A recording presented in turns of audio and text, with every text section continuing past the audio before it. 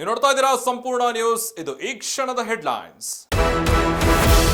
ಪ್ರಶ್ನೆ ಪತ್ರಿಕೆ ಸೋರಿಕೆ ಹಿನ್ನೆಲೆ ನೀಟ್ ಪರೀಕ್ಷೆ ರದ್ದುಗೊಳಿಸಿದ ರಾಷ್ಟ್ರೀಯ ಪರೀಕ್ಷಾ ಸಂಸ್ಥೆ ಪ್ರಕರಣ ತನಿಖೆಯನ್ನ ಸಿಬಿಐಗೆ ನೀಡಲು ನಿರ್ಧಾರ.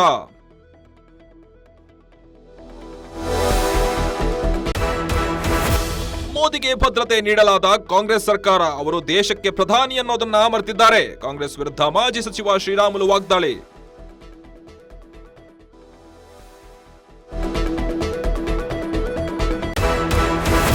ರಾಜ್ಯದಲ್ಲಿ ನಾಯಕತ್ವ ಬದಲಾವಣೆ ವಿಚಾರ ಹೈಕಮಾಂಡ್ ಏನ್ ಮಾಡುತ್ತೋ ಗೊತ್ತಿಲ್ಲ. ಬೆಂಗಳೂರಲ್ಲಿ ಸತೀಶ್ ಜಾರಕಿಹೊಳಿ ಹೇಳಿಕೆ.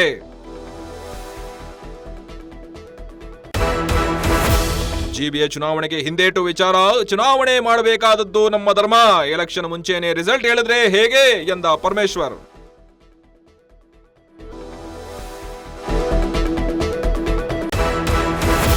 ಮೋದಿ ಹೇಳಿಕೆಗೆ ಕಾಂಗ್ರೆಸ್ ನಾಯಕರ ವಿರೋಧ ವಿಚಾರ, ಹರಿಪ್ರಸಾದ್ ಸಿದ್ದರಾಮಯ್ಯ ಹೇಳಿಕೆ ನೋಡಿದ್ದೇನೆ, ಕಾಂಗ್ರೆಸ್ ಈ ರೀತಿ ಹೇಳಿಕೆ ಸರಿಯಲ್ಲ ಎಂದ ಶ್ರೀರಾಮುಲು.